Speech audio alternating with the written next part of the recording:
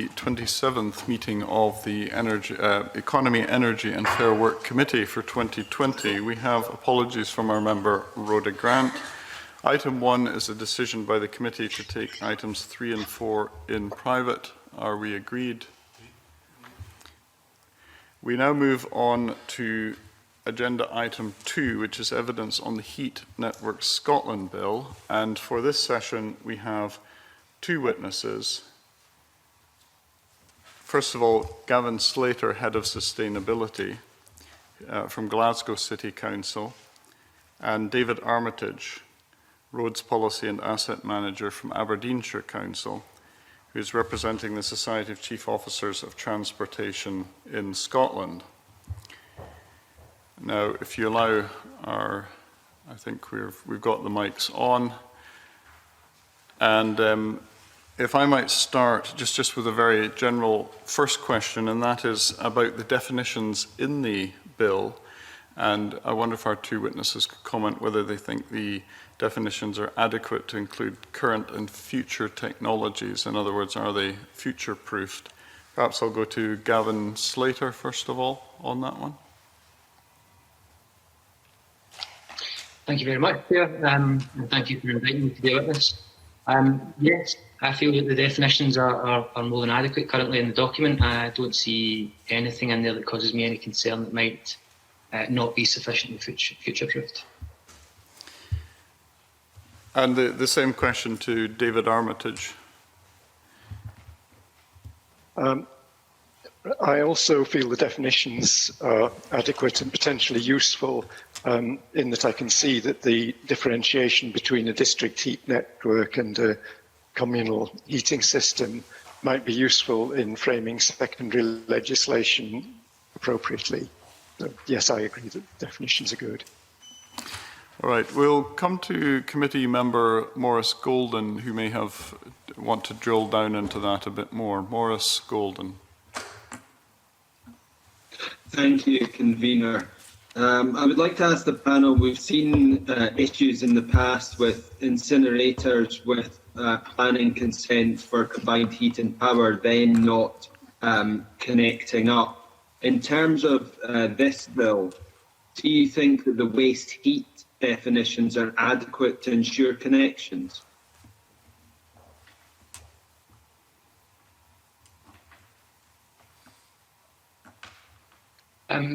I don't have any concern with that. Yeah, I think that the waste heat definitions are adequate. Yeah, I don't see anything concerning there.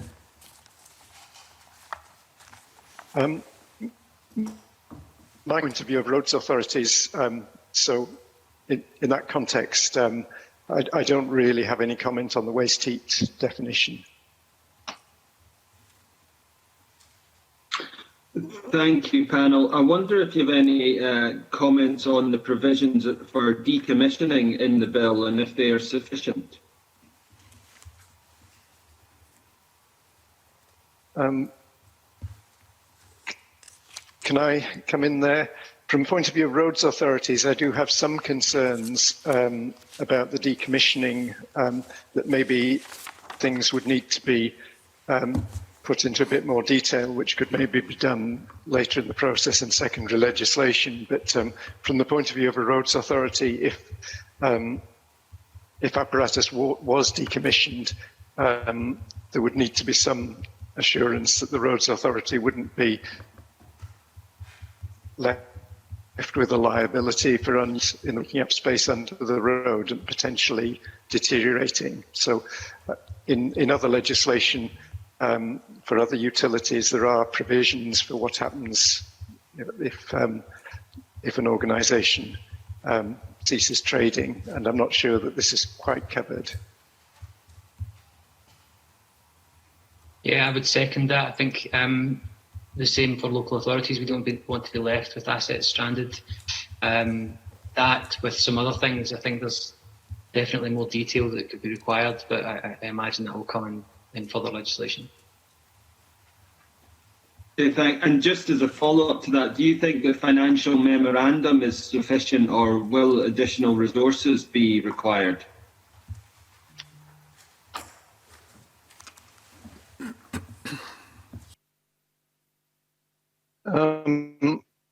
Additional resources, if they were landed with liabilities as a result of decommissioning, but the current bill as drafted doesn't really make that clear, and it does seem to me that it leaves scope for having provisions that would require organisations to insure against that in some way and cover liabilities for apparatus left on the road.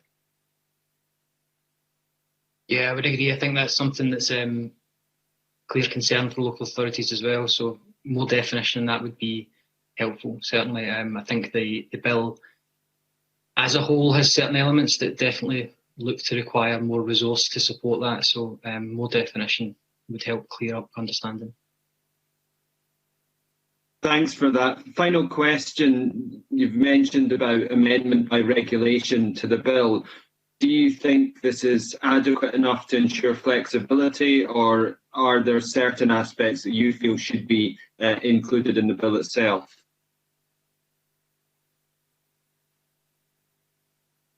It seems to me that there is reasonable scope within the bill for the Scottish Parliament to pass secondary legislation, and also for licence conditions to be made by the licensing body that would cover a lot of concerns. So I think there is reasonable scope within the bill for this. Yes. Thanks. I would agree with that also, and I think it's something that's definitely required. As much as there is scope there to allow that, there is also a great deal of scope for different interpretations as how to do these things, and for uniformity across the country. That secondary legislation is probably required. Thank you, panel. Thank you, convener. All right, thank you. We'll now move to questions from Richard Lyle.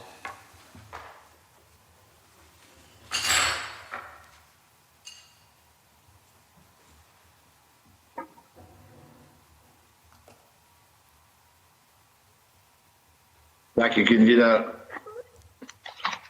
Could I ask the witnesses, are the witnesses content that the bill leaves licence standard conditions to the licensing authority, or should they be set out in the face of the bill, and what are the implications of this?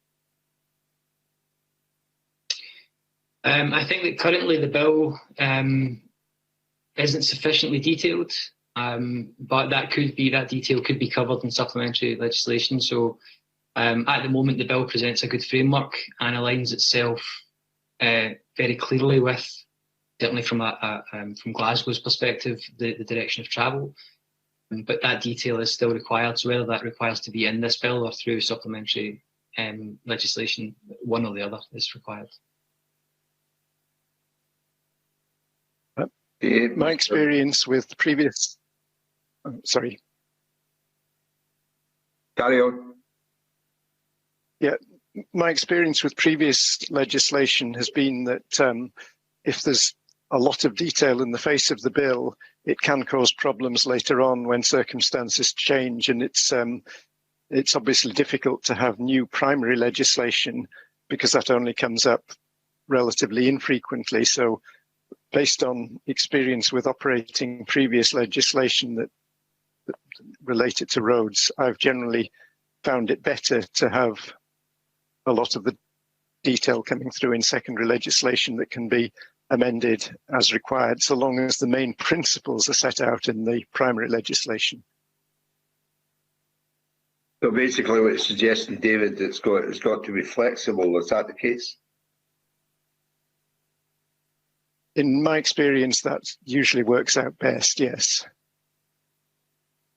Following on from that, can I ask David first, what standard conditions would you expect to be included in a licence, e.g. in relation to consumer protection? Are there any that might be problematic in including or upholding, that touches on any of your responsibilities?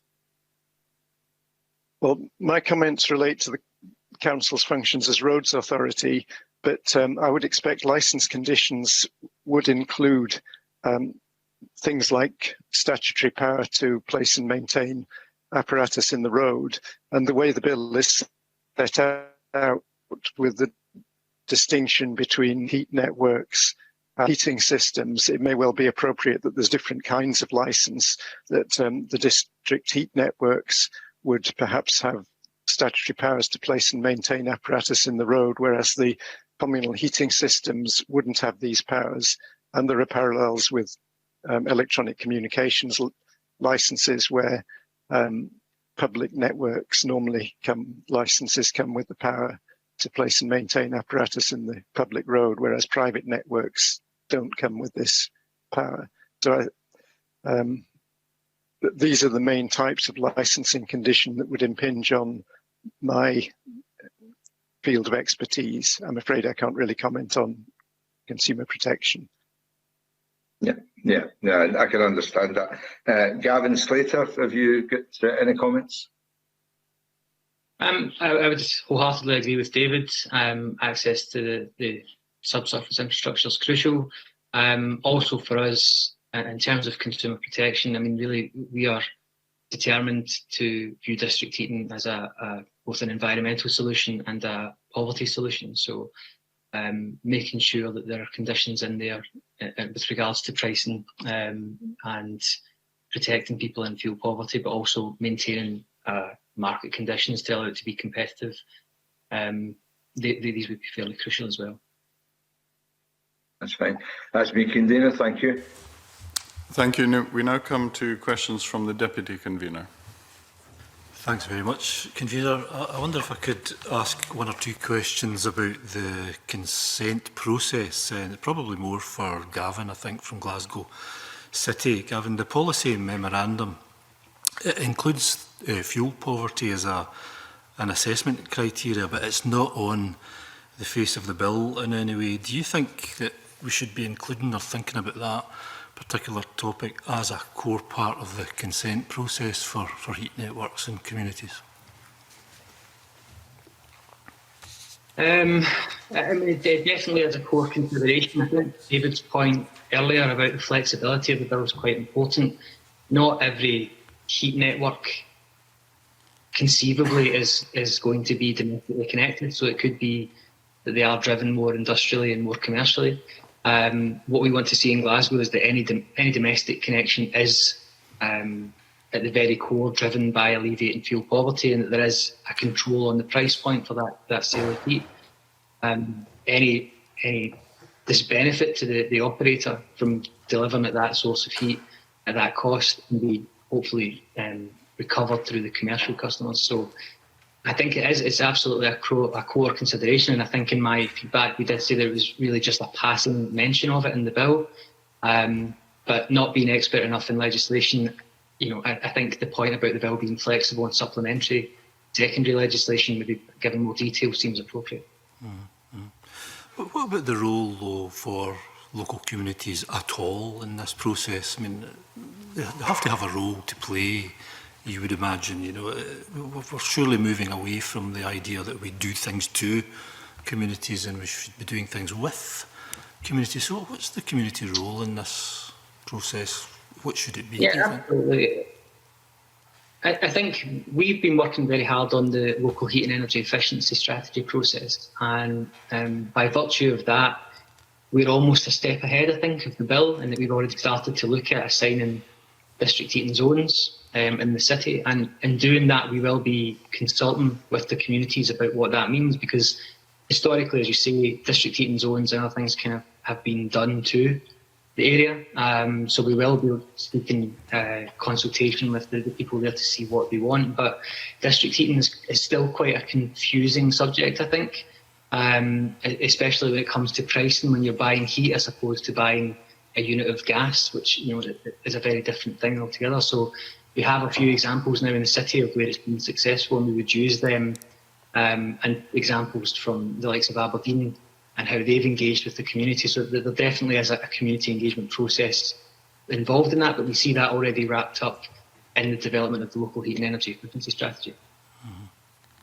Okay, and the granting consent per se, it's really the Scottish ministers that grant consent for the networks. Do you see a role for the local authorities themselves to perhaps have a role in that, even if it's smaller district networks locally? Should they not have a say in a role to determine whether these things go ahead within the communities that they serve? Absolutely, I think that's something that we should be consulted on and be part of that process, for sure. Okay. And lastly, Convener, what about potential rights of appeal if, presumably not everyone is going to be totally satisfied and happy with something coming along? It's the planning process after all. Should there be some rights of appeal for communities or authorities to raise objections about some of these matters? There absolutely has to be. I mean, people have to have the right to appeal, and that's part of due process, so we would have to include that, yeah. But I don't envisage a situation where district heating has been put on people in such a way that they would be appealing. All the evidence suggests that where district heating has been put in or put upon people, that it is an improved living condition for them, it is an improved eating situation, and that the people round about that tend to then self-connect to that system as well. So we have good examples in Glasgow of district heating systems growing in size because customers around that original system then see the benefits and want to connect. So the appeals process should be there, but we would hope that it wouldn't be too heavily used. That's good to get that on the record. Thank you very much for that. If there's nothing from David, then thanks very much, Convener, and back to you. David? Can I just make one comment in relation to consents? Right. From a roads authority's point of view, I think that it's important. The consent process is quite important, and that the way the bill's structured is helpful for that. That there should only be one consent in any one area, because these insulated pipes are a very large piece of apparatus to accommodate in the road, and it would be unsustainable to have more than one running, so serving the same area. So it's not like telecommunications cables where you do have multiple ones.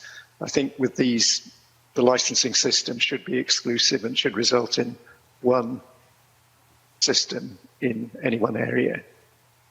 What do you mean by that? One consent process where it's Scottish ministers that have that power only, or what do you mean? No, it would be that the consent would be for basically for a local distribution monopoly, in the same way that we have it for electricity companies.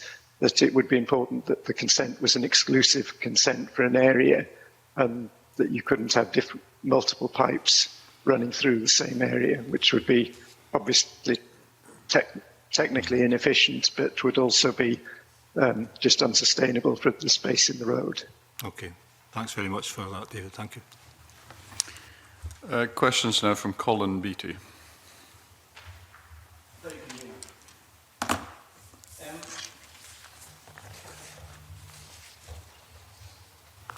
Yeah, sorry, my speaking thing there. Competition law indicates that network zone permits are not perpetual, and where an operator ceased or indeed is required to cease operating a network, there's allowance for transfer schemes and connected compensation. Now, I would ask, what are the strengths and weaknesses of a transfer system as set out in the bill, and how might that be improved?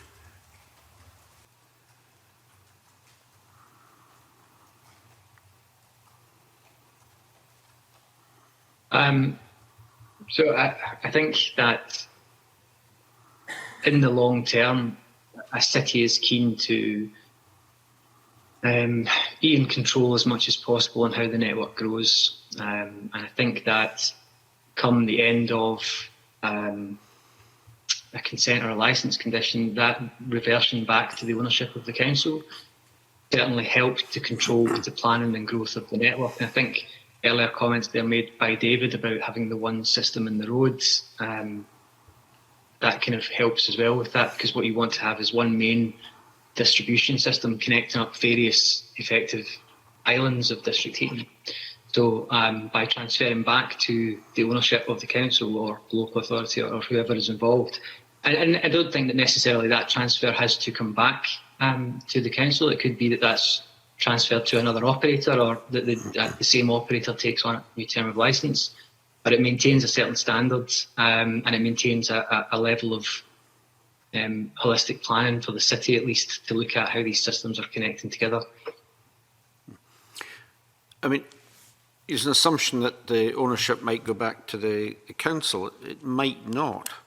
There are a lot of different options, and I think it looks here for a sort of a competitive situation to be created, both maybe in the distribution side and or on the actual production side. How would that fit with what you're proposing? Again, sorry, I didn't mean to give the impression that it would automatically transfer back to the council. And I think that the bill does mention the establishment of key performance indicators that would control certain aspects of the performance of that network. So in terms of what the city is looking for, in terms of environmental conditions and environmental improvements, poverty improvements, that would be linked in there. The change of ownership from one to another may give an opportunity to revise those KPIs, to improve the performance, to change certain aspects about what is acceptable maybe as an input fuel for that network. Certainly, I think it gives rise to a lot of opportunity to refresh and improve that if the KPIs aren't sufficiently standard or strong enough. Let me just ask about a slightly different angle on that. Evidence that we've seen so far indicates that the business case for existing heat networks might be for up to 40 years and could be 15 years before key infrastructure is paid off. Now, the bill, in essence, if you consider that, creates localised monopolies. What do you think are going to be the impacts on the consumer? I think district heating, by virtue of itself, is absolutely a monopoly. That's unavoidable. Customers are connected to one source, and that's the condition that they're in. Having that transfer of ownership helps to break that up. Again, I lean back to the KPIs and the controls that would be in the licence set by the local authority or the licensing authority to control that monopoly in some way, to make sure that the conditions that they were putting in place weren't allowed to escalate to the point where they were taking advantage of consumers. I mean, the two key areas that obviously would be a concern are pricing and how to keep that competitive, and also service levels, how to maintain them and what they should be. How is that going to be covered? Again, I mean, the consideration that we have is that certainly the control for pricing would be more acutely monitored on the domestic side. The major concern is to protect domestic customers from being put in a similar situation where they're paying for what is essentially a utility at an inflated price. So district heating, if it's to be any kind of fuel poverty alleviation measure, we have to make sure that the cost is competitive with other utilities. So we would instill KPIs in there to make sure that was the case. In terms of commercial customers or industrial customers, I think at this point the feeling is that there would be, a bit more flexibility there to allow the operator to compete. So if the operator has a licence and consent to operate in a zone, given that they have a specific cost to deliver domestic customers, that they can then try and get commercial or industrial customers at a different price that really they're competing with gas or other fuels in the market. But who would decide whether a price is competitive and fair? Would we have price caps? Maybe that has to sit. Sorry? Would we have price caps? I'm sorry, Mr. Beattie. I'm just wondering if we might also bring David Armitage in on some of these questions, and that might give Gavin Slater a breather to think about the answer to that question. I don't know, Mr. Armitage, did you have some comments on some of these issues that Mr. Beattie's been raising? Yes, just going back to the transfer schemes, from the point of view of roads authorities, I think the bill is good in that it envisages transfer schemes so that the apparatus wouldn't just be left, it would be transferred to a new operator. And that clearly, once the apparatus is in there, it should be used for its full service life by somebody, and so having a problem in the bill. On the question of monopolies, I think from a roads authority point of view, there should be a local monopoly on the distribution apparatus, which is basically the case with most of the other utility companies. You have one set of gas pipes with somebody maintaining them. You have one set of electricity transmission and distribution equipment, one set of water pipes and sewage pipes.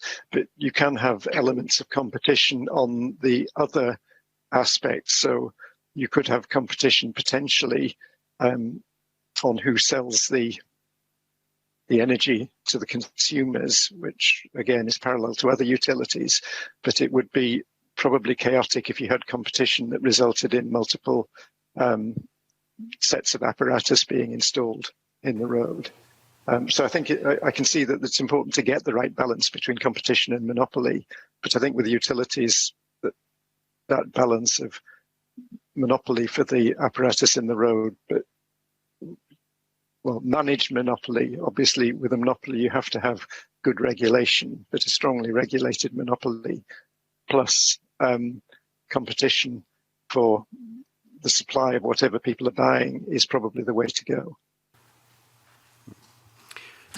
Did Gavin have something he'd like to add? Just on the price cap question, I think that it's difficult to predict quite how that would work, given that district heating systems are fairly unique. Each and every one is unique from the one before. And given the length of pipe and the type of energy generation system that's been used, whether it's CHP or heat pump or another, the cost of the apparatus and equipment and the installation, depending on where it is and how much soft ground you can use and how much roads are having to be dug up, is different in every case. So I think if there was a price cap, that price cap would have to be determined for each individual network that was built.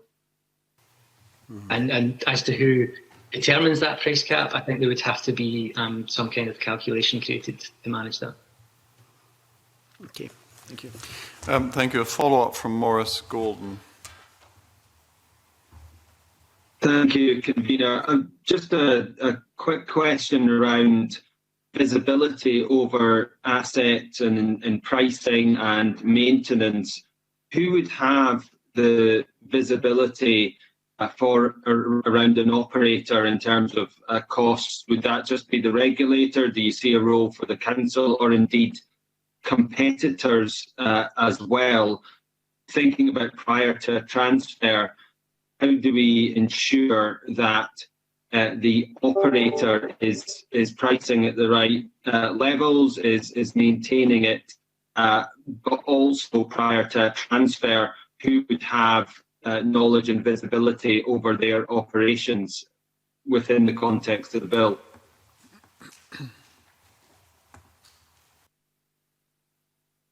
Well, I'm not entirely sure, if I'm honest. I think there is enough in existing district heating networks to be able to compile a database of costs for assets and networks and pipes and everything else. I think that's achievable.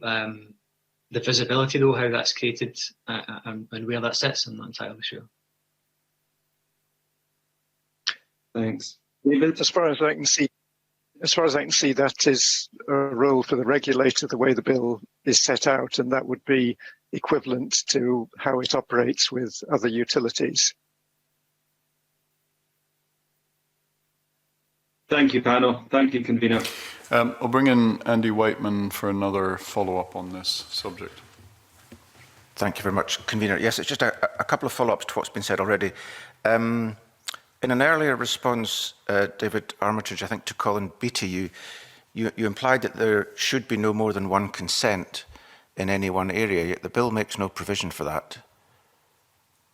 I just wanted to be clear whether you think that should be the case, or whether you were stating what you think is the case in the bill. Should be the case, and I interpreted the district licensing model that's set out in the bill as meaning that would be the case. But if it doesn't mean that, then I would hope that it would be operated in that way. Yes, I mean, I think in zones that would be the case. But outside of zones, I think you can have more than one consent in one area as far as the bill's concerned. But we'll clarify that. Thank you. I think the important thing is that not to have multiple apparatus in the same road. Okay, that's clear. Yes, I understand that. Thank you. And a question for Gavin Slater. In response to a question from Colin Beattie, you implied that councils would have a statutory role in heat networks, but as the bill set out, councils have no role in licensing. Consents are granted by Scottish ministers by default. Councils cannot issue permits, that's Scottish ministers. The only substantive power in this bill for councils is that you can designate a zone. Do you think that councils should have more statutory powers under the bill? Not necessarily. I think maybe I misinterpreted the bill in that it could be the Scottish ministers or the licensing authority, and that the licensing authority may be the local authority. Certainly, I think that the local authorities may struggle if all of those functions were made statutory for them to take out, given the need for resource. So I'm not trying to put more requirement on local authorities at this point. Yeah, no, I'm not suggesting councils should have more powers. I'm just seeking to be clear about your understanding of the kind of influence that councils would like to have, and whether the bill enables you to have that influence if you want to. Because even in the consenting process, deemed planning consent can be given by Scottish ministers, ignoring local planning authorities. Yeah, I think we would absolutely prefer to be included in that discussion and not have that happen to us. And I guess we interpret the process of the local heat and energy efficiency strategy as at least preempting where those zones should be, and that the Scottish ministers should agree with that, and not be seeking to put them in places where the council would otherwise not want them. Okay, thank you. Thank you. We now come to questions from Gordon MacDonald.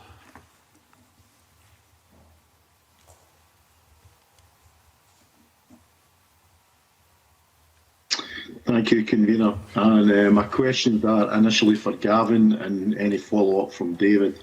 The bill has a duty on public sector building owners to assess the viability of connecting their building to a heat network. But in considering the viability of any heat network zone, should there be a duty to connect for all non-domestic buildings regardless of ownership? And following on from the discussion with Colin Beattie regarding competitive pricing, is there any other ways we can encourage owners of older commercial buildings in city centres or dense urban areas to include their properties in the creation of a heat network zone?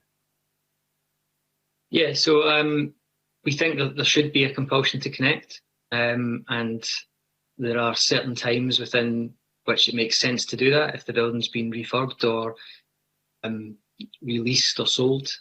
Certainly that's the opportunity.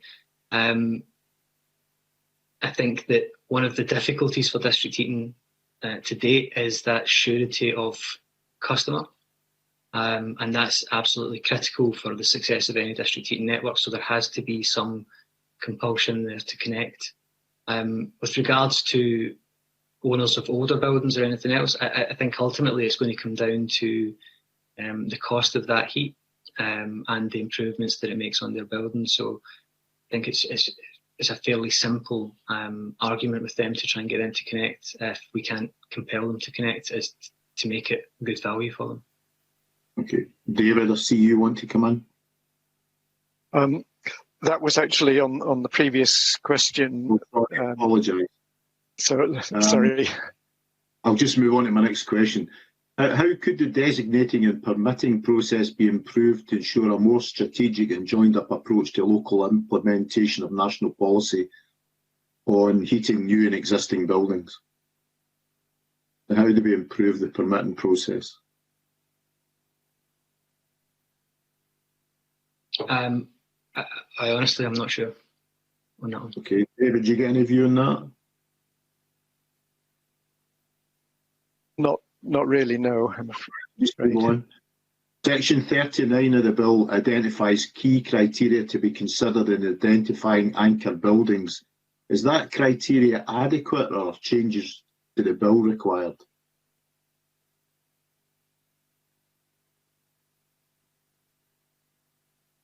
No? I can't really comment. Right. Gavin, you I got any think- comment? I think that at the level that the bill's pitched, it is probably adequate. Yes, I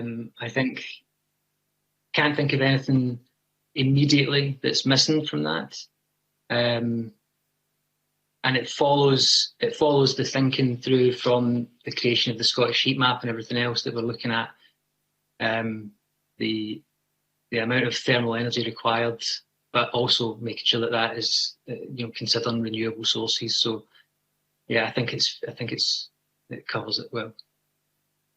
And just my final point, Part 5 requires building assessment reports to be carried out. Is there a danger, the way the bill is written at the moment, that community-owned assets will be missed?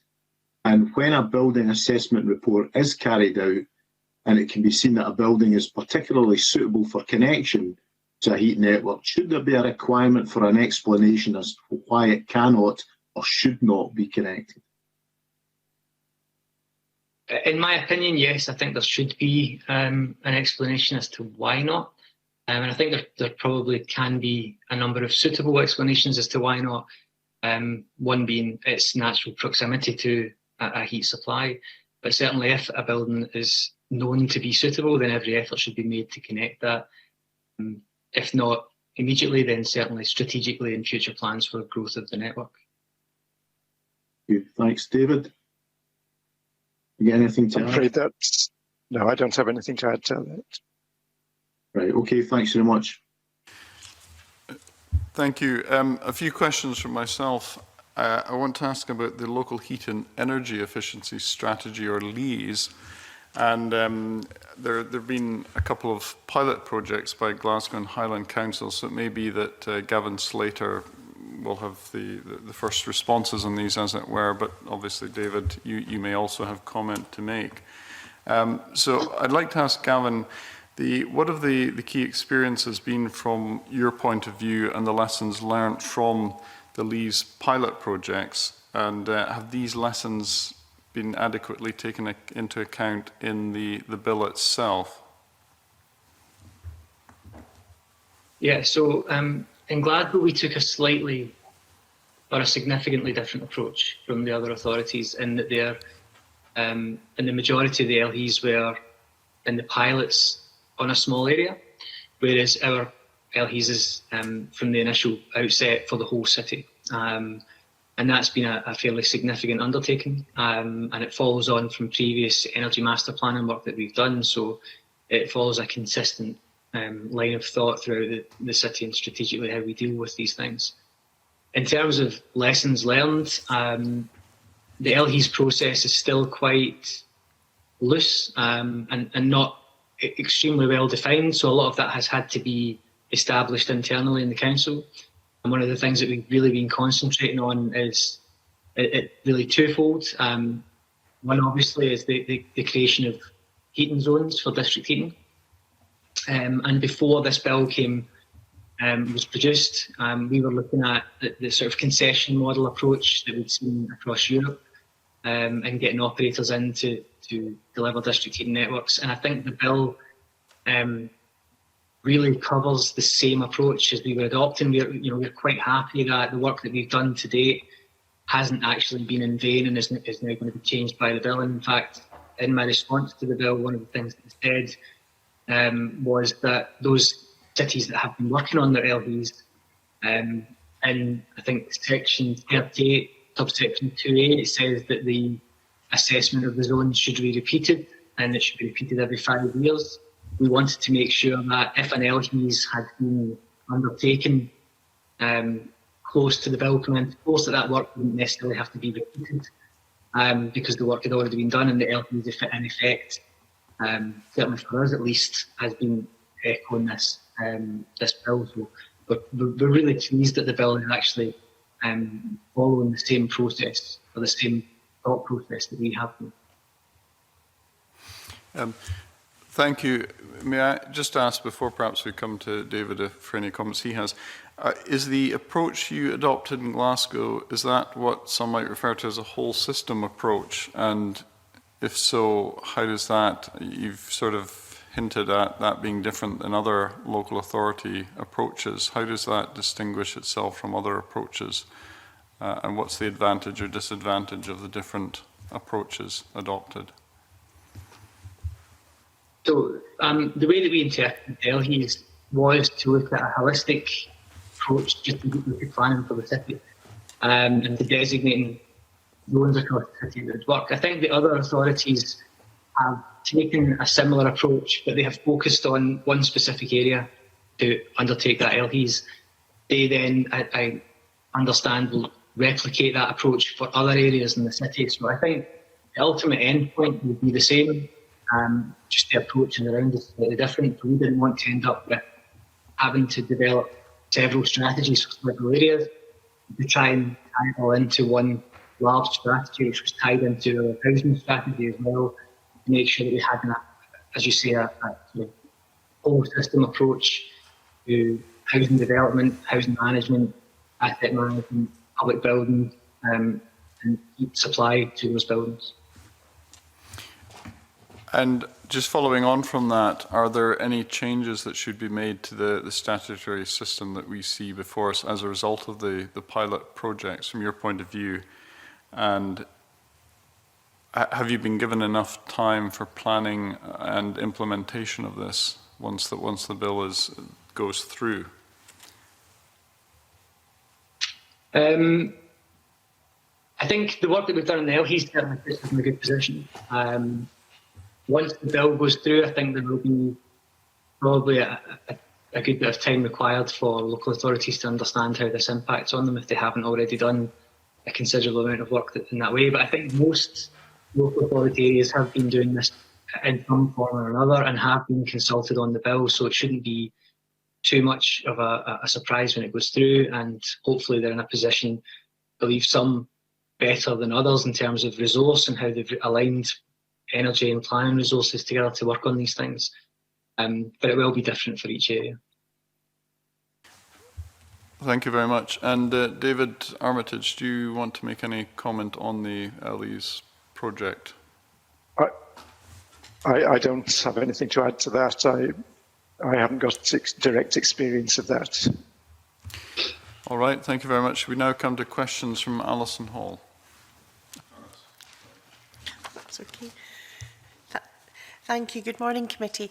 I would like to keep talking about the building assessment reports, and I would like to explore further about the duty and why it does not apply to all non-domestic buildings. Do you think it should be extended?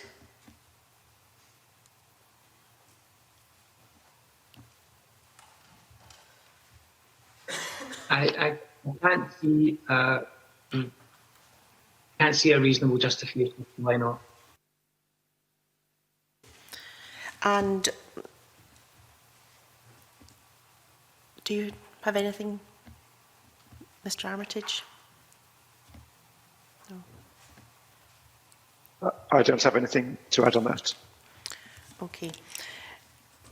So, is it likely that this process will rely on existing data from energy performance certificates? And if so, could you please expand on what you think the strengths and weaknesses to this approach would be?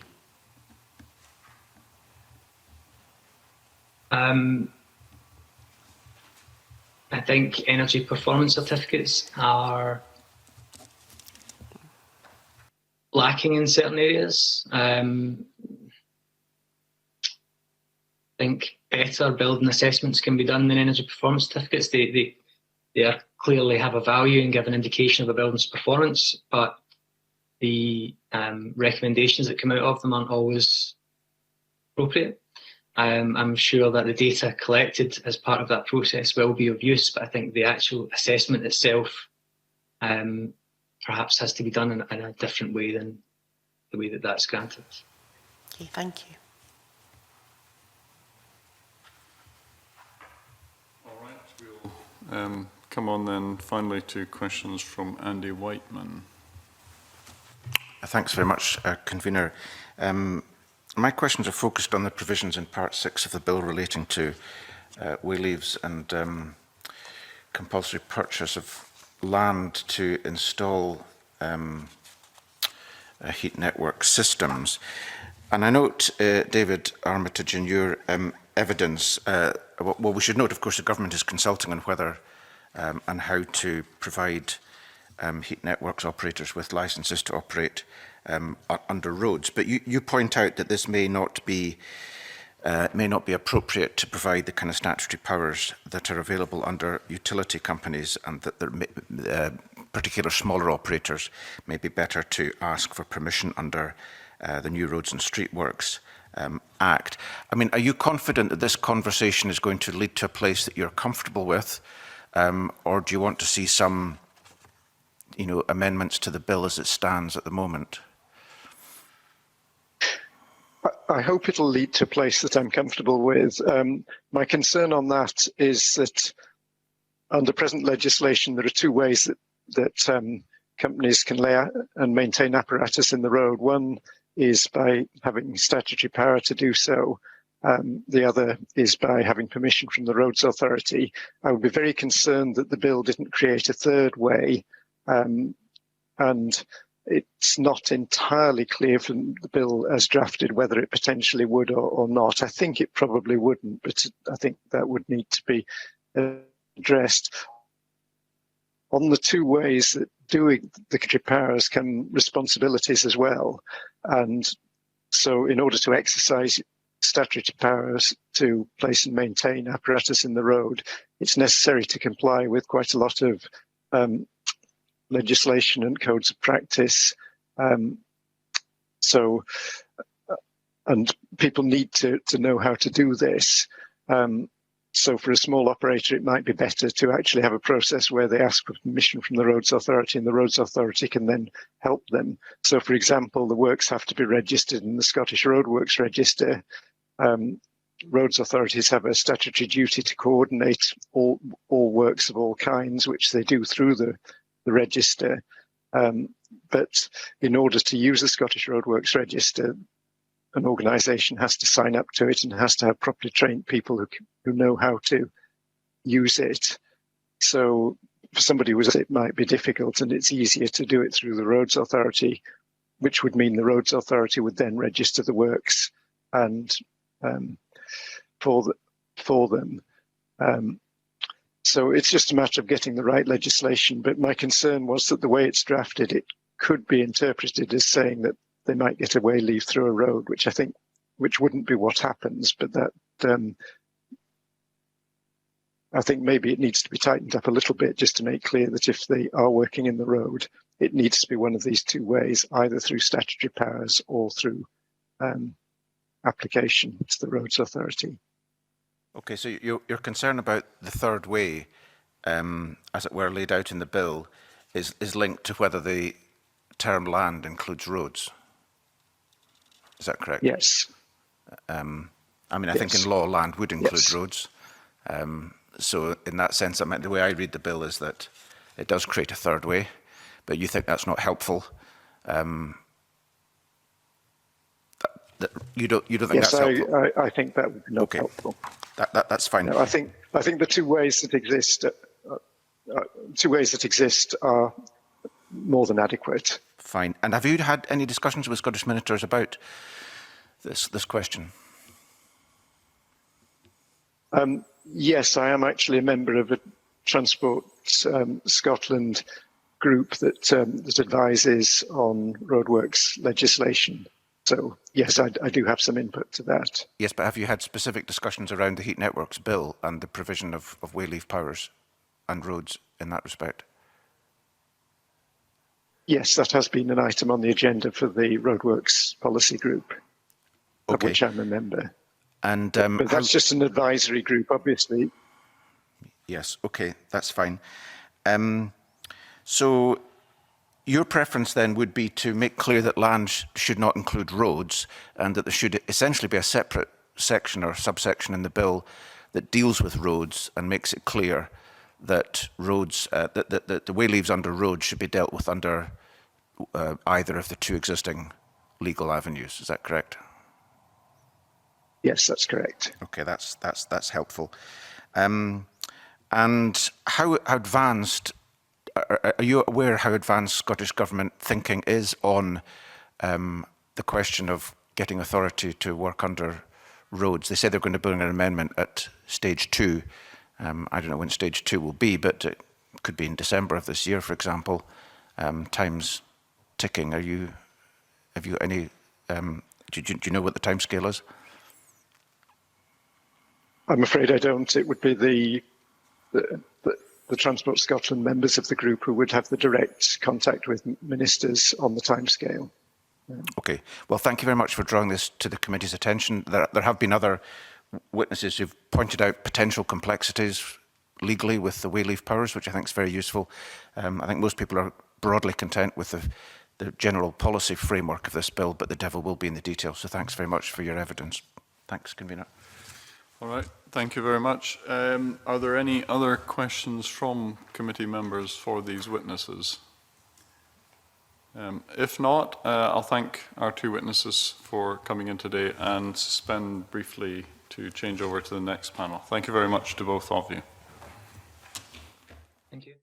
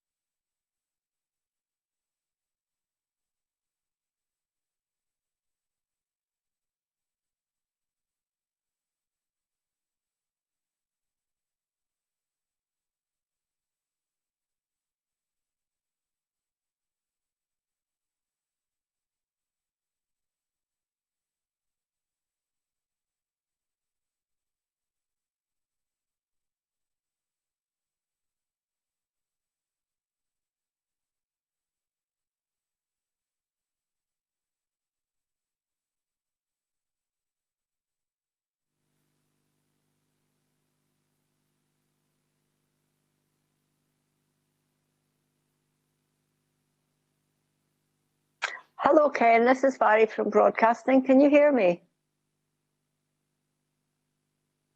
Hello, Ken. Hello, we can hear you, but we can't see you. Have you switched your camera off on you?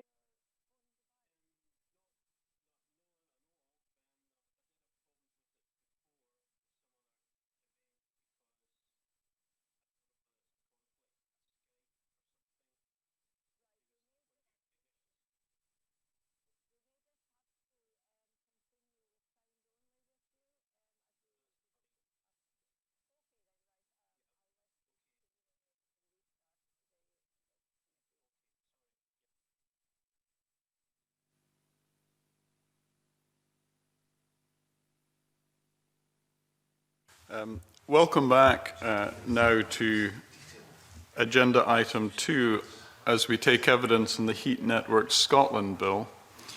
I'd welcome our witnesses, first of all, Stacey Dingwall, who is the Policy Lead in Energy Efficiency and Fuel Poverty for the Scottish Federation of Housing Associations, Aoife Deary, who is the Senior Energy Policy Officer for Citizens Advice Scotland, Scott Restrick, who is the Technical and Training Manager for Energy Action Scotland, and Ken Brady, who is Programme Manager for the District Heating Loan Fund for the Energy Saving Trust. So welcome to all 4 of you today. And we'll start first of all with questions from Maurice Golden. Thank you, Convener. I'd just like to ask the panel whether the definitions in the bill are adequate to include current and future technologies.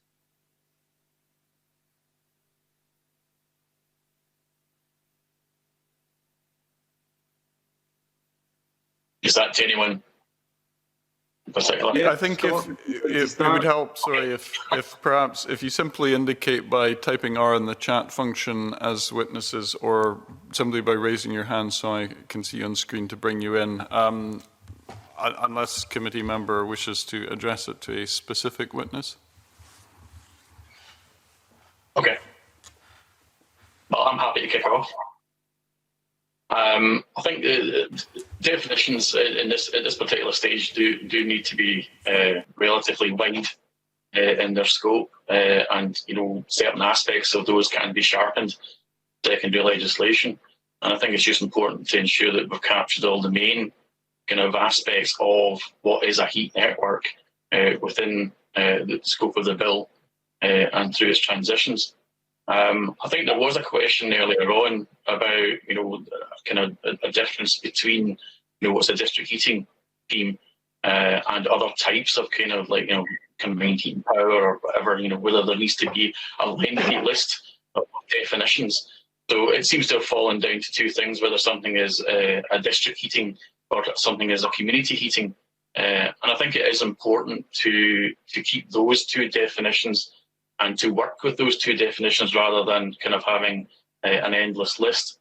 I think from a kind of housing provider's point of view, who may well be the operator of a heating scheme, so a community heating scheme where they're serving effectively just their own buildings, there may well be a need for provisions within the bill separate to provisions that would be more appropriate for a commercial district heating scheme.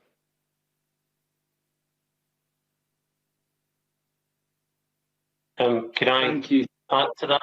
Yeah. Yes, Ken. Hi there.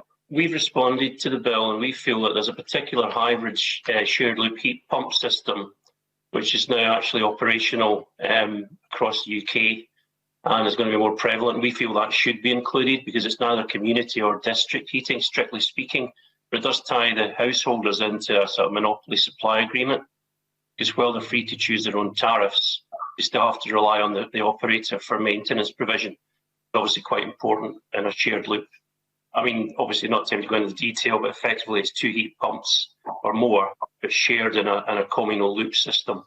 So you don't have a central heat source. But we feel that should be included, and I think the Scottish Government are looking at it.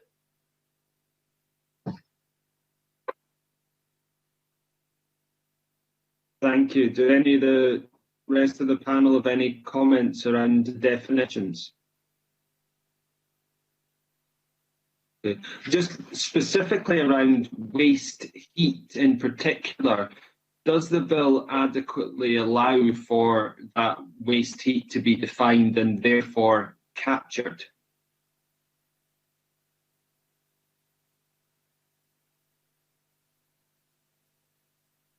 Scott, do you have any comments on that? Or? It's delving into quite a technical issue about, ambient emissions, as to whether, commercial or industrial kind of process should be tied into within a zone, tied into being an energy source. Although obviously its processes and its waste is effectively a heat source, potentially to be connected into I think previous kind of contributor on this session mentioned that I think there should be taken a line which talks about why you shouldn't do that. So the assumption would be that where possible, where technically possible, feasible, it would be able to act as a heat source. It would be up to the owner of that plant, the owner of that building, to maybe state why it shouldn't be within a zone, if it's designated as being within a zone for heating. I think one of the issues is the lack of compulsion for operators to sell the waste heat. But that brings us on to the question of anchor loads, where there is an issue with the lack of compulsion for anchor loads to connect within zones. That's maybe a slightly different debate, but it still ties into the waste heat issue. One way around that, for example, is the Danish system, where they have to pay a standing charge, whether or not you actually literally connect, which incentivises the anchor loads, the big operators, to connect. Thanks, Ken. Do you have any specifics on what else should be included in the bill in order to reflect that better? There are legal complexities. We're on the working group and we've raised this. We would have preferred more compulsion on anchor loads, particularly large anchor loads, to connect within zones. Otherwise, it's going to be difficult for people to invest in the zones. But apparently, there are legal complexities which have made it difficult to make it mandatory within Scots law for big operators to connect. But it's very difficult. It's a grey area. But we feel it is a really important issue, which I think we have to incentivise anchor loads and waste heat operators, residual waste heat generators to connect. And I think the standing charge is perhaps one solution. Are there any, what's the potential downsides from a standing charge? Well, obviously there are caveats to the standing charge. I mean, if you're an independent operator and you've got a large renewable generation plant, obviously, we expect that. The downside is obviously the cost to the operator.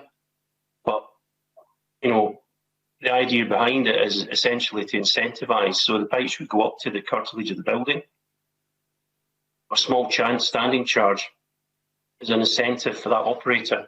Well, you can't legally make it mandatory to connect. You can legally, if you're within the zone, as part of the licence and concession, by a standing charge.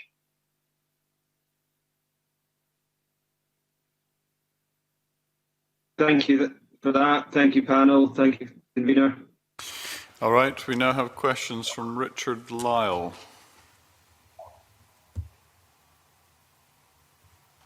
Thank you, convener. Good morning, panel. Can the witnesses say if they're supportive of the proposed licensing regime, and how might it be improved to ensure that consumers are protected and that UK developers have the confidence to invest?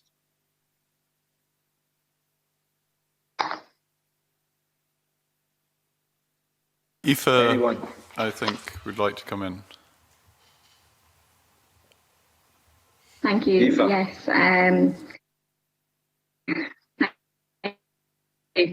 So it's that the export online in the bill. It does provide some indirect consumer protection in that it introduces a fit and proper person test to ensure that those are able to do so and have this to do so.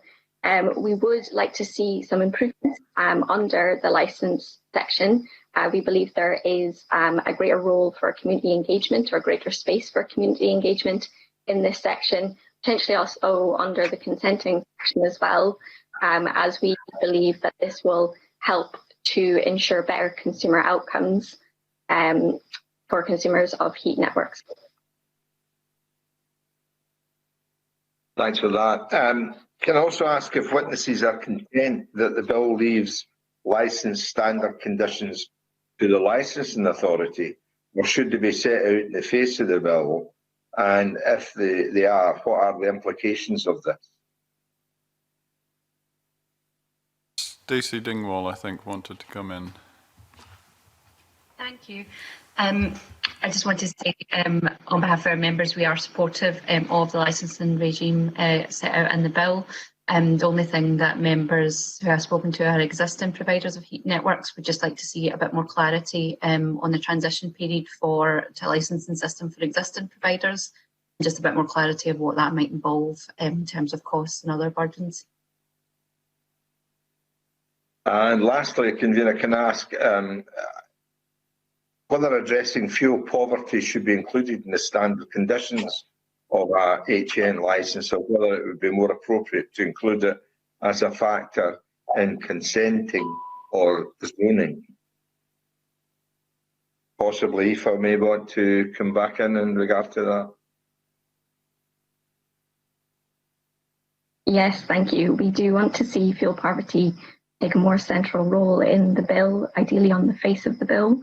We do know there are sections of the bill that ask potential heat network providers to produce an impact assessment, including around fuel poverty, but we feel that this could be strengthened. We are in a bit of a strange situation, as the committee will be aware, in that consumer protection is not devolved. So it is quite difficult to reduce fuel poverty if there are no powers over pricing. And pricing is one of the consumer protections that are reserved. So we would like to see a greater role for fuel poverty, a more overt reference to it. And I think I'll defer to my colleague, Scott Restrick, as I know that he referred to making a greater link to the fuel poverty written response. Yeah, thanks for that. We all know that fuel poverty is must be addressed and very important, but as you say, is reserved. Stacey, I think you want to come back in. I would like to echo Aoife's comments there, and we would definitely like to see a much stronger link between fuel poverty and other policies within this area. The fuel poverty issue is a particular concern for our members in remote and rural areas, who obviously are already disadvantaged by being off gas and the higher prices that they pay there. So it's fundamental for them that, you know, equity of pricing is achieved through any bill such as this. But obviously there is a point that Aoife's made there about the devolved reserved issue with pricing. Thanks for that. Scott Restrick wanted to come back in. Yeah. I think there's provision in the face of the bill, probably around about section 5, possibly also section 6, where you could be a bit more explicit about the purpose of the bill. I mean, we do have to fundamentally go back to that question. Why do we need more heat networks in Scotland? You know, is this purely about meeting climate change targets? Or are we actually trying to use heat networks in a more social and economic way, try and address that cost of heat question? So we have some more local control, if you like, over the unit cost of heat supplying specific areas. And if we are looking at designing zones, heat network zones, specifically around about the purpose of tackling fuel poverty, then we need to have some sort of provision within the face of the bill, which allows to measure the success or otherwise of any proposals or any licensees of what they would do for the occupants living in that area, in that zone. And so that has to be a metric, and that metric has to be firmly on the face of that bill, rather than being something which potentially could be brought in under secondary legislation. That's fine. Thanks for that, Convener. That's me. Thank you. Can I just add to that? Sorry, could I add something to there to what Scott's saying as well and the rest of the topics? From our perspective, EST, we've asked for transparency on pricing and tariffs. So as part of the licensing arrangement, that the operators have to publish their tariffs, including standing charges. All right, and a supplementary from Maurice Golden. Thank you, Convener. I was just wondering about what impact any divergence from a UK-wide system of regulation could have on investment and prices.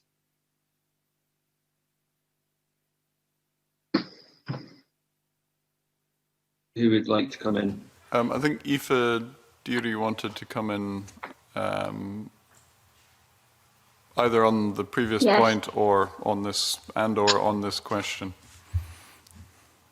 I'll come in briefly on the previous point and then in more detail on this question. I totally agree that there should be transparency of tariffs. The committee will be aware, as with the previous session, that monopolies are created by networks, which means for consumers that they have less choice. We know that in the gas and electricity market that consumers can switch away to a better deal if they feel like they're not getting a good deal for their bills. That is not afforded to heat network consumers, and so they should at least be able to see what they're charging in the spirit of transparency. On the point about the differences between the UK system and the Scottish system, indeed that's the case. What is being proposed on a UK level is a system of general authorisation with a special licence if the heat network provider wants specific rights and powers. This does throw up some interesting questions for the committee and for the bill. It could be that providers and operators are more likely to want to operate in the rest of the UK as opposed to Scotland, because there are fewer, I suppose, obstacles in the sense that they don't need to get the licence as they would have to do in Scotland. But that doesn't mean that we don't support the licence, because again, it is a form of fit and proper person test. Another important point to make is that when the framework comes through in the rest of the UK, the heat network market framework, that will put into practice consumer protections such as pricing and redress. And we're a wee bit concerned about the timing. If the Heat Network Scotland bill goes through before the market framework is embedded, that we could be in a position where the bill has turned into an act, it's put into place, it's implemented, but consumer protections haven't caught up, and so consumers are not protected as the heat network market starts growing, if that makes sense.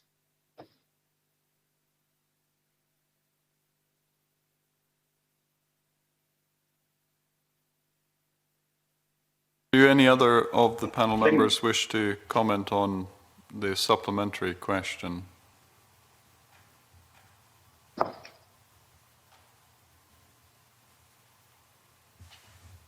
It would appear not.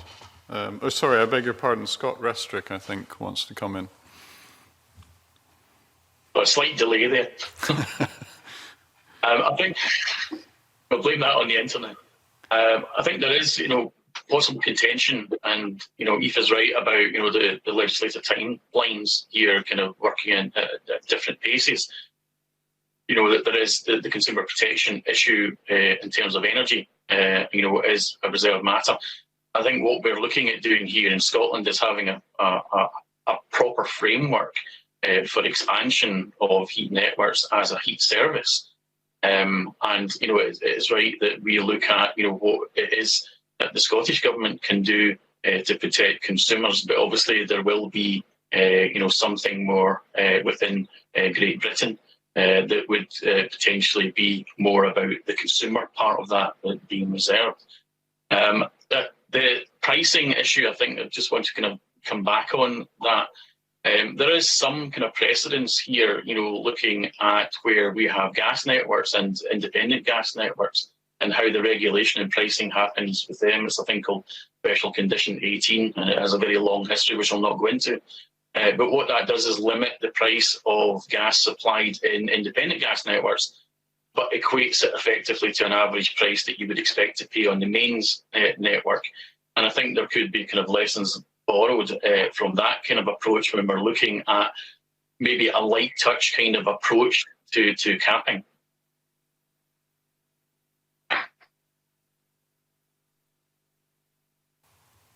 And Aoife Deary, did you want to come back on a point? Yes, thank you. It would be get some clarity around the pricing situation, whether it is something that the Scottish Government can do, anything Esther is alluding to, but also just to highlight a report by the CMA in 2018 did show that a lot of heat networks provide really good value for money, can reduce fuel poverty, but they also found there was a huge variance in prices charged. So we know that some heat networks are charging more than their gas and electric equivalents. So to bear this in mind, but if the committee can get any clarity, that would be appreciated. All right, thank you very much. We'll now move on to questions from the Deputy Convener. Thanks very much. Convener, it's to continue the discussion there on fuel poverty that was led just a moment ago. My understanding is that the policy memorandum includes fuel poverty as an assessment criteria, but that's as far as it goes. I think from the comments of our panel just a wee while ago, they all seem to agree that that should be stronger. It should perhaps be on the face of the bill. Could you just maybe confirm if that's your view, please?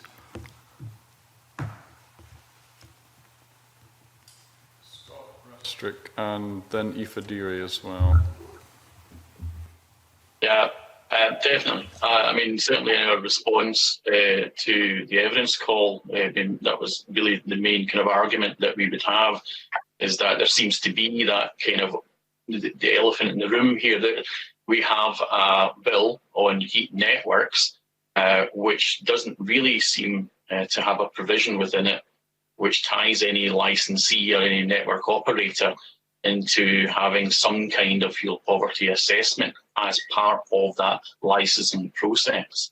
I think we have to look at this from the point of view as the heat network is there for a reason, and it's not necessarily to hit on environmental targets. We want to do something more useful from a cost of energy point of view, and limit the potential for fuel poverty to be an issue in certain areas.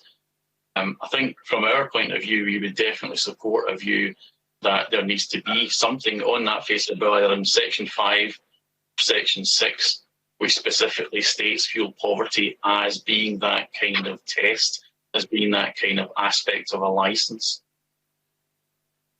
I would also maybe just add, just before I finish on this, is that it's fine to ask for an assessment.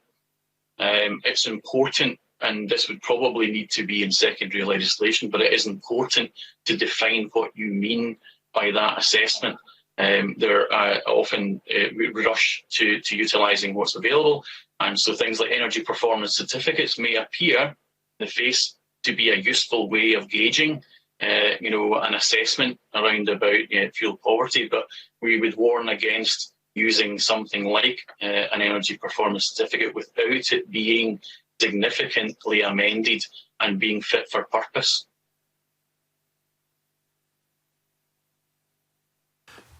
Stacey or Aoife, could have a comment, please? Just to come in on that, yes, we agree that area of the bill could be strengthened. We'd like to see more emphasis on reducing and alleviating fuel poverty. I agree with Scott Restrick's comments. I think there's an interesting point there about this assessment needs to be carried out, but what are the components of this assessment? And community engagement could fit really well in here, in that it would allow the potential heat network provider to properly understand how people experience fuel poverty and their view on what might help. Also, what weight assessment would carry as well. It would be interesting to know. Stacey? Again, just to confirm that we would very much support the strengthening of fuel poverty within this bill. You'll seen in the submission of evidence from our member, Lochhouse and Skye Housing Association, who have run their own heat network for 12 years, I believe. And it's for 20% of their stock. The other 80% are on electric heating.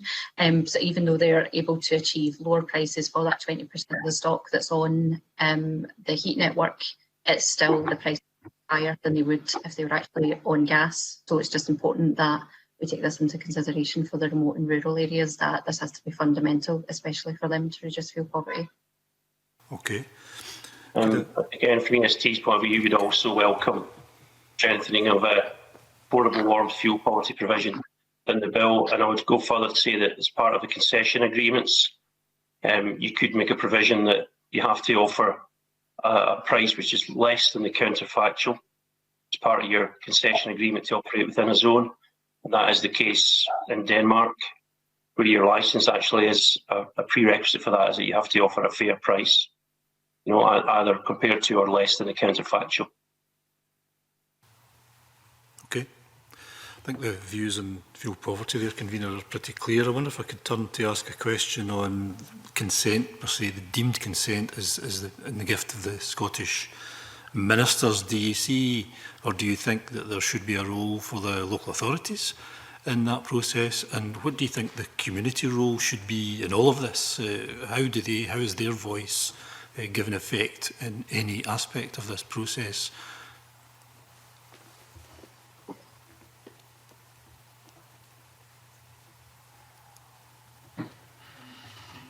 Deary, I think.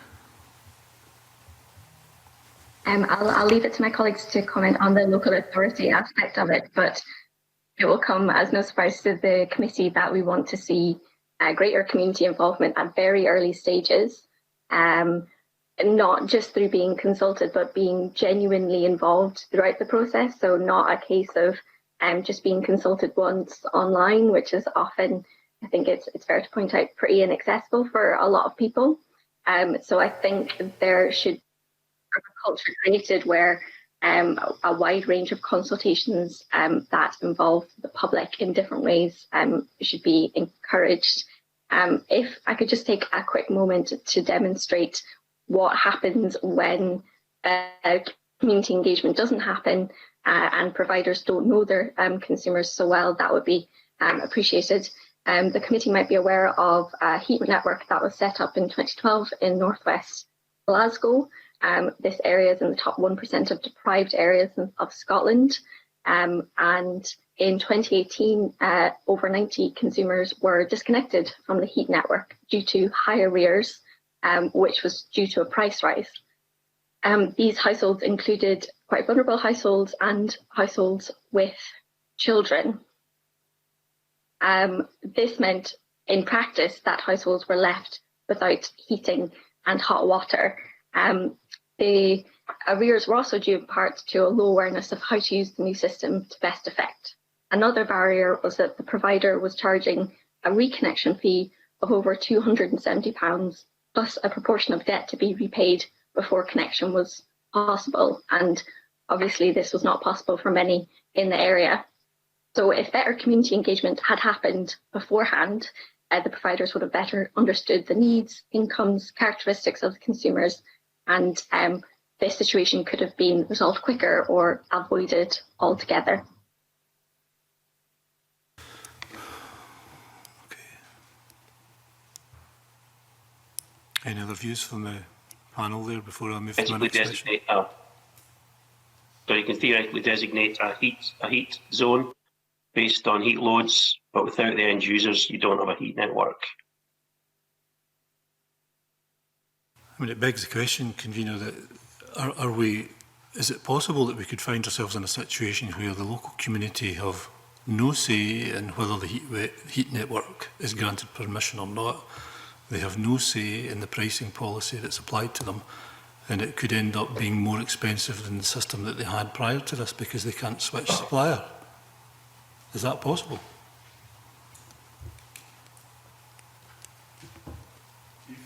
Deary?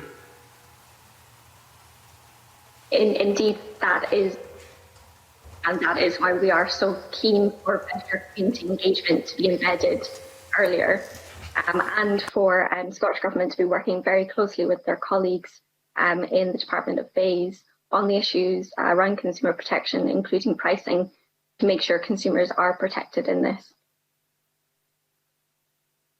Achieve that, Aoife, if the whole consumer protection issues is a reserve matter? How do we try and get elements of that within the framework of this bill to try and get that kind of assurance that you seek? I think that's a difficult question. I know that the Scottish Government are working very closely with their colleagues in the Department of Bays. Ensure for the this committee, it can be ensured that the bill does make space to embed the consumer protections properly, such as within the licensing system when the consumer protections are developed within the market framework, that the bill, so to speak, is kind of ready to receive them. But it is a difficult question and a really difficult one to unpick. But I do have to obviously emphasise that consumers should be at the heart of this. And as my example demonstrated, there have been poor outcomes before, and we would like to see better outcomes for consumers. Okay. Are there any other views from the other panellists on that issue? What we would say, what I would say is that obviously a bad operator should have their licence removed or revoked. Okay. Right. Thank you very much to the panel. Thank you, convener. I think possibly Scott Restrick just indicated you wanted just to make some comment on this. We're obviously not a local authority, but many of our members are, and we did kind of consult some of our members over this when providing evidence going back to the committee. There is clearly, and I think it was reflected on in the last session, and they would be more suited to answer questions directly about the operations of local authorities. But I think just want to underpin this idea that this is a duty or a licence. It's a duty on the Scottish ministers, not necessarily local authorities. I think there is a clear role for local authorities in terms of the nuances of operations within areas that they are well aware of and are well familiar with. I think one of the issues that we do have concerns around about is this market failure question as to what happens if an operator does or is deemed to have failed in whether the provision of their licence or otherwise. What happens? Who picks up the operation of that scheme? And is this a cost to the public purse? Or is this something that needs to be kind of built into licensing itself to effectively cover and some kind of assurance to cover the cost of market failure? I don't think it would be a good outcome if market failures are effectively kind of left at the local authority to pick up. All right, thank you. We'll now move to questions from Colin Beattie. Thank you, convener. I'd like to explore some issues around the fact that to comply with the competition law, heat network zone permits don't last in perpetuity. They're not forever. And there'll be a point at which others would apply to operate the network in the future once the capital costs of the infrastructure have been recovered. Now, it's proposed that in order for this to be on a competitive basis, it might be necessary to invoke a transfer scheme in order to ensure that the incoming operator has full rights on the assets that they're taking over. What, in your opinion, are the strengths and weaknesses of the transfer scheme as set out in the bill? Is there a way to improve it?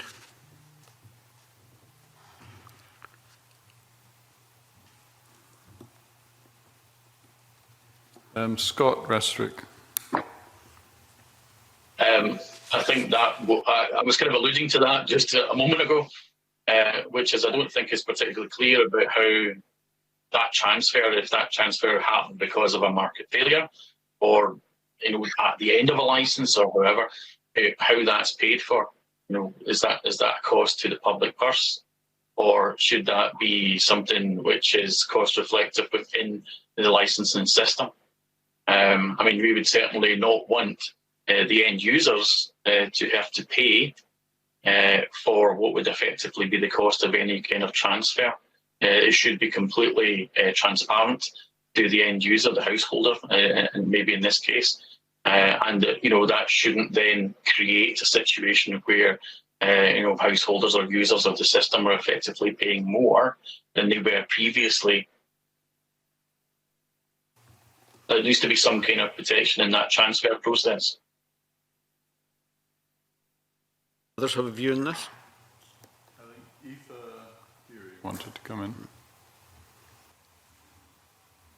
Yes, just to echo Scott's point, and also to emphasise that there should be a continuity of supply during any transfer, and that any consumers on a heat network that is being transferred should obviously not experience disruption to supply. We had also seen the transfer scheme, as kind of Scott alluded to, as a bit of a supplier of last resort mechanism, and we do feel like there should be a provision for that sort of thing in the bill in case of a market failure. But again, defer to Scott on the detail of that.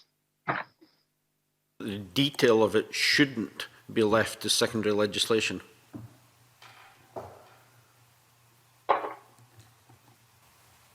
I don't take a strong view on that, whether it should be in primary or secondary legislation.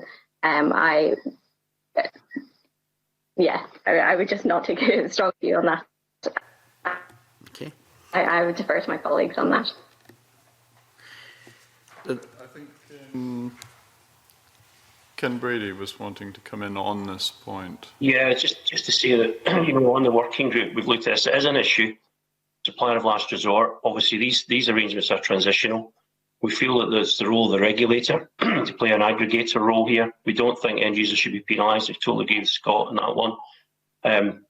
We don't have a particular view on primary, secondary, again, as Aoife was saying, but it is an issue which has to be resolved. Supplier of last resort is a big elephant in the room, particularly at the moment where we have a lot of existing schemes which could, under certain conditions, cease to trade, cease to operate. Just to take a slightly different angle on this, evidence we've had so far indicates that the business case for existing heat networks could be up for up to 40 years. To me, that's a lifetime. And maybe 15 years before key infrastructure's paid off. Now, in effect, that creates localised monopolies. What are the likely impacts on the consumer?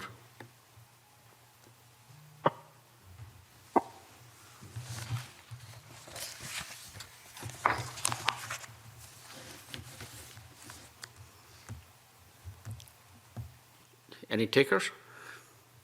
I think Aoife Deary was wanting to respond to that. Yes, I think as we've referred to before, localised monopolies will lead to a lack of choice for consumers, which is really detrimental in comparison to what is afforded to their counterparts in the regulated gas and electricity market. So it is so important to have robust consumer protection in other ways, and are protected from there was a bit of a conversation about price caps previously, and when the regulator is appointed, we believe it would be their role to monitor the market to ensure that prices aren't rising disproportionately, and that they should have the power to impose price caps if this is deemed to be getting out of control and not providing good value for money for consumers. Again, emphasising the point that they do not have the choice to switch away. It is extremely difficult to leave a heat network. I suppose the biggest issue would be around pricing, and I think we've had a fair discussion on that already about the different options on that, and it's obviously one of the biggest concerns. But there's other aspects as well that could be a concern, things like levels of service and so on.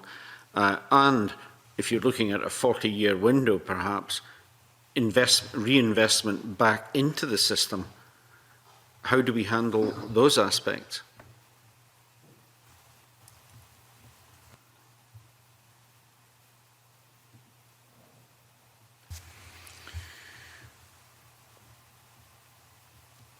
Anyone?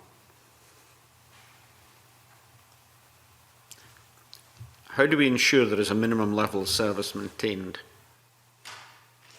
Ken Brady.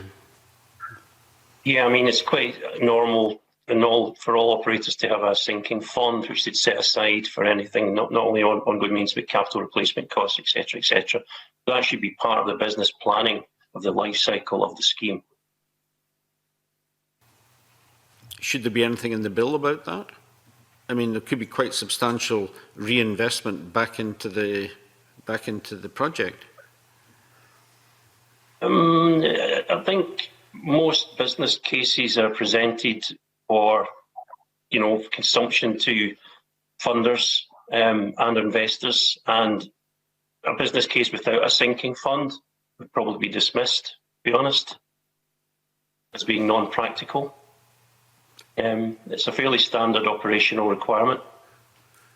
And presumably, presumably the sinking fund will be part of the formula in terms of the transfer. It should be. Yeah. But how do we maintain the levels of service? I mean, we've talked about pricing and everything, and that's really important, and there are different mechanisms that can be brought in for that. How do we ensure that in a captive market, levels of service are maintained? I think you hold the operator to account through the heat supply agreement. Service level agreement should be part of that heat supply agreement. If they contravene that, the end user should be able to take action against that, not only through the complaints process, through a third-party moderation. No one's mentioned the Heat Trust at this point, but it's a UK-wide body which actually looks after consumer interests. It's a voluntary code at the moment, but we feel that it's a great model which could be replicated, particularly for third-party arbitration. Is there a case for something stronger in the bill about this? The difficulty, I think, is enshrining the consumer protection. I think we've all looked at this throughout this discussion, and it is reserved, unfortunately. And that's one of the problems about enshrining consumer protection.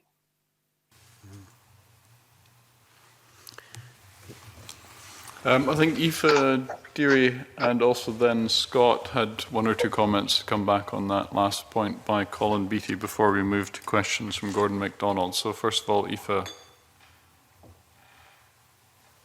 Thank you. Yes, I would just echo the thoughts of Ken, and I was just about to mention the Heat Trust as well. They do great work in trying to spread good service standards and facilitate the sharing of good practice.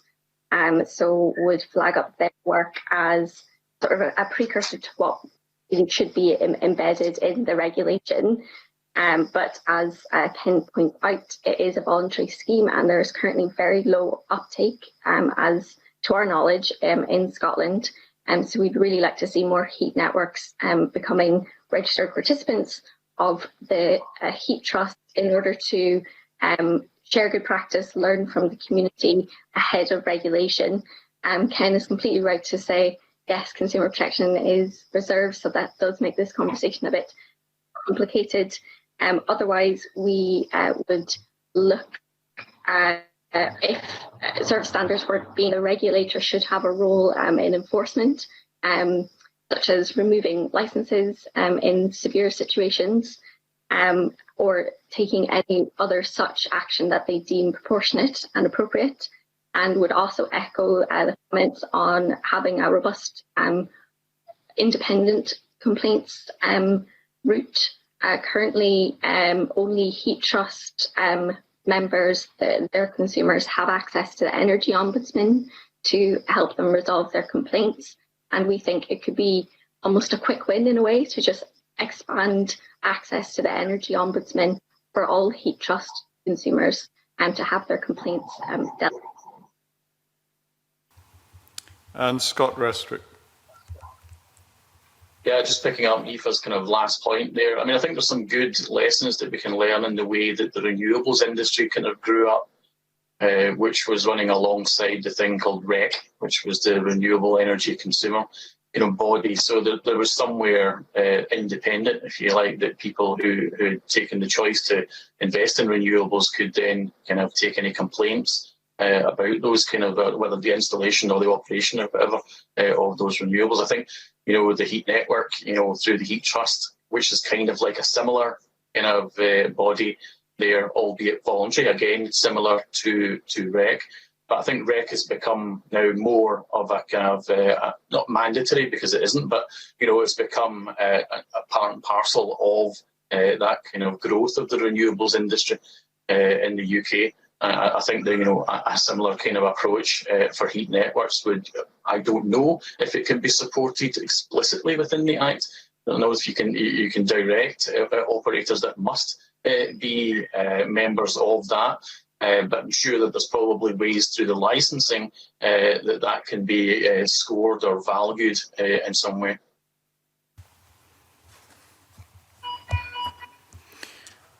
All right, thank you. We'll now come to questions from Gordon MacDonald.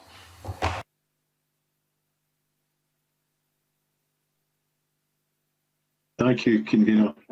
My question initially is for Ken Brady. Ken, you indicated earlier that you thought there should be more compulsion, and you also, I think it was you that said no end users, no heat network. How would you improve the bill to make heat networks more viable, and would that include expanding the duty to connect to all non-domestic buildings? We have explored this option, but as I say, there's a legal impediment why it can't be mandatory for anchor loads. We think there's a gap here. There's a mismatch because the investors won't come in unless you have anchor loads. So this is an issue because you can identify theory where the zones should be, but without these big anchor loads, you're not going to get investors and you're not going to have a viable heat network. So this could be an issue going forward. The plan is to put the pipes up to, as I say, the curtilage of the buildings so that there's the potential to connect, and then they would incentivise through cost to connect. If you can offer the heat at a lower price to the end user, chances are they will connect. But that is the disjoint. We think that there could be a gap here, and some of these zones may not actually be viable without the anchor loads. Okay, anybody else want to come in on that? No? Okay. So, bearing in mind what Colin Beattie was saying about these heat network zones, the operators could be responsible for the heat network zone for up to 40 years. Should there be a regular review process of individual heat networks to allow analysis of their performance and success, and what criteria should be used to assess them? Anybody? I believe there is going to be a proposal for, I think it's a 5-year review.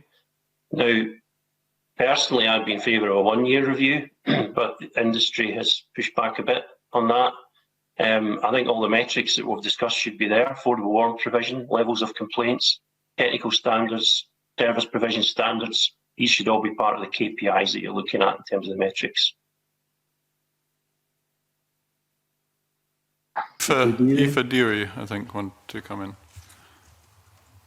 Yes, we would support dependent reviews.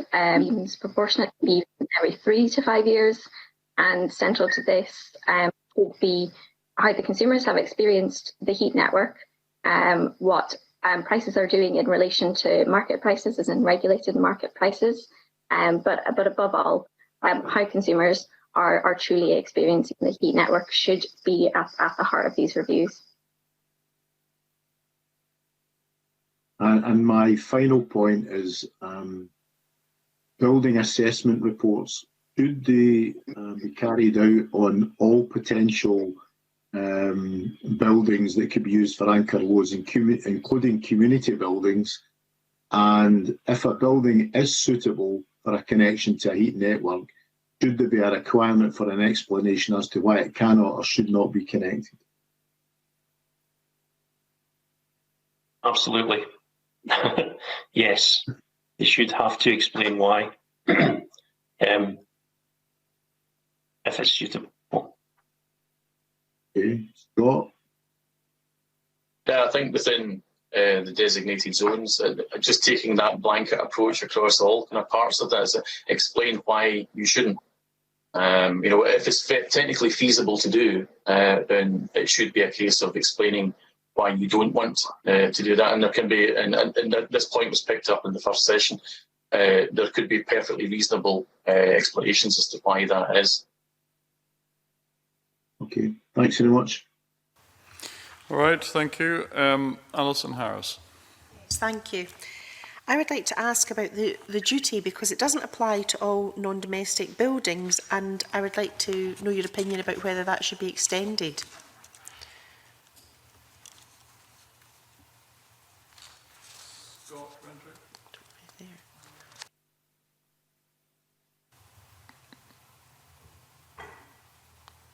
Does Scott want to come in on this question?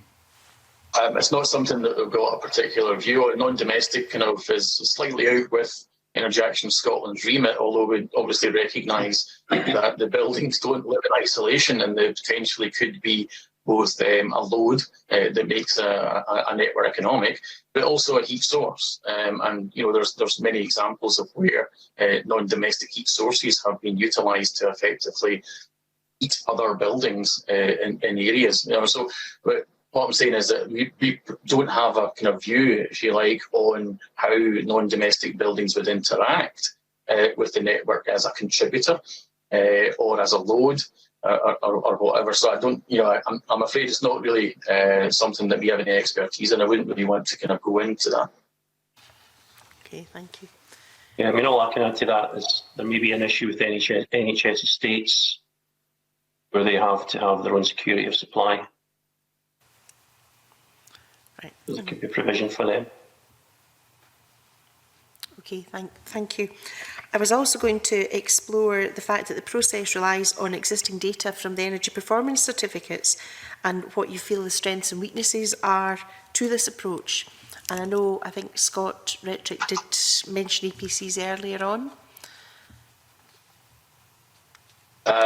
Yeah, okay, so a bit of a pet subject on this front.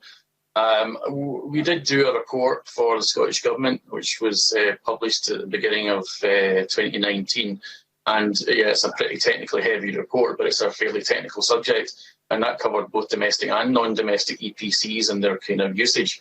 And also kind of suggested various kind of things that could be done to both sets of EPCs in order to provide some degree of sharpening or accuracy or improvement on the information that you would get off the EPC.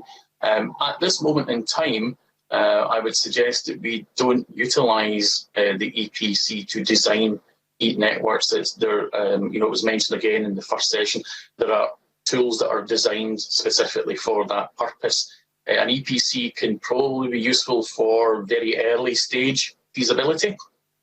So looking at building loads, but not in the sense of taking it then to a design kind of stage. And similarly, the EPC, we would have issues about using the EPC as a measure of fuel poverty. Again, it's not that's not its purpose. Its purpose is effectively to give you a relative indicator of energy efficiency, not to assess whether individuals are able to afford energy in their home. But there are aspects of the EPC process which can be improved, which could provide some useful data, but it would take it necessitates a change in the process. Okay, thank you. If I could also just finish by asking about the exemptions from the duty to prepare the building assessment reports. You know, where and to whom these exemptions might actually apply. Do you think there's a risk that some potentially high-value anchor buildings could be missed?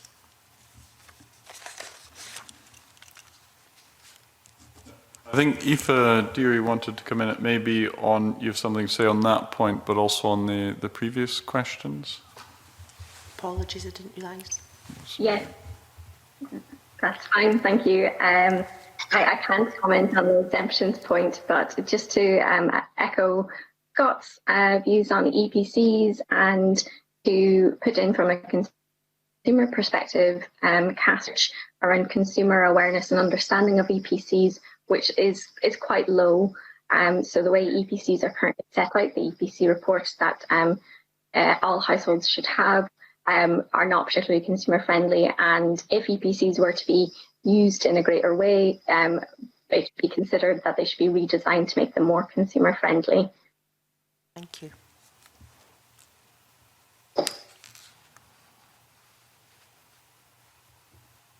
I think just on the exemptions point, I think we need to be clear about why that particular building is exempt, because there could be an opportunity missed.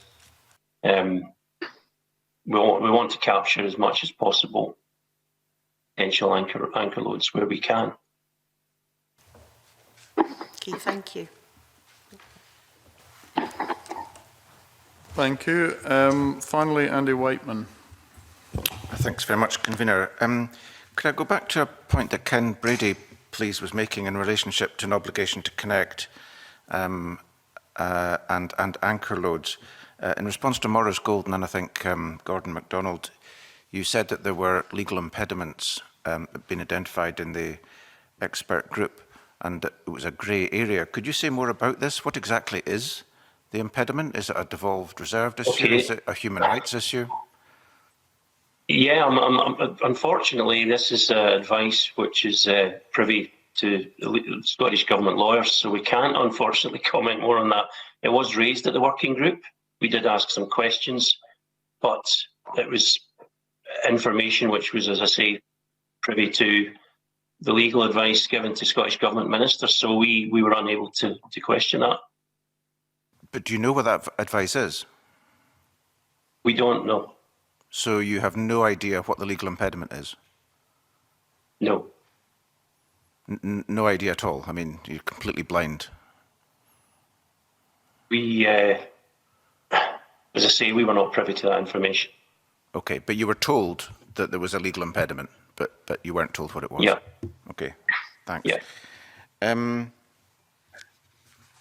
In terms of Section 6, quite a substantial bit of the bill giving powers to heat network licence holders on compulsory purchase and way leaves and things, which all will be critical. The explanatory notes to the bill make clear that problems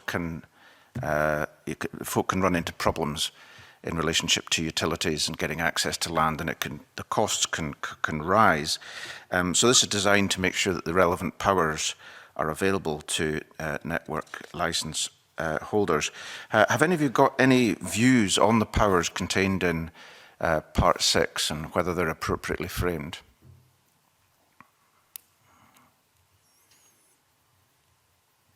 If nobody has That'll be a pass from me, I'm afraid. No, okay. It's genuinely not an area that we have any real expertise in. I think there was some mention in the first session, but beyond that, that's pretty much the extent of our knowledge. Has Ken Brady got any insights?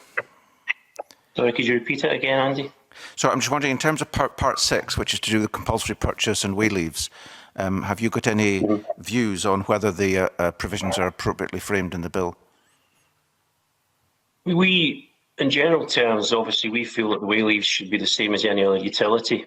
We want to actually incentivise, the heat networks to extend into. In terms of the actual, the minutiae of that, we don't get involved, and we've not been involved in the working group in that. But we do feel, in general, that the principle of way leaves, with maybe some exceptions, obviously, when we have issues with railways, for example. But other than that, way leave rights should be the same as any other utility.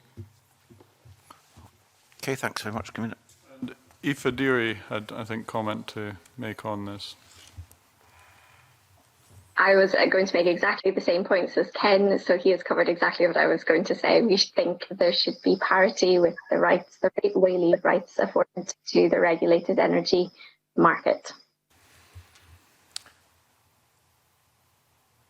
Thank you very much. Are there any further questions from committee members to any of our witnesses? If not, I'll thank the panel of witnesses and thank you, all four of you, for attending virtually today. and thank you for your evidence. I'll now suspend the session. We'll move into, or suspend the meeting for 10 minutes as we move into private session.